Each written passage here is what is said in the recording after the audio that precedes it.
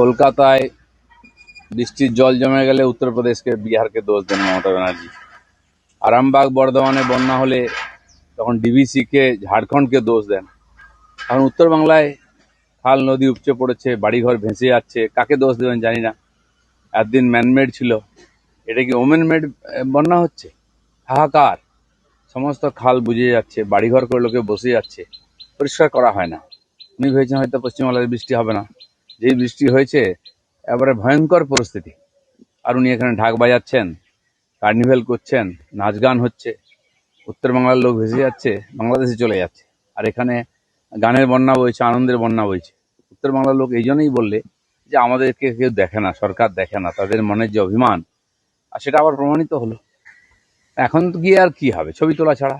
যা হওয়ার তো হয়ে গেছে, ভেসে গেছে মানুষ, কত মানুষ ভেসে গেছে সেটা এখনো খবর নেই। হয়েছিল সরকার কোনো ব্যবস্থা নেয় না, ঘটনা ঘটে গেলে কারো ঘাড়ে চাপিয়ে দেওয়া হয়।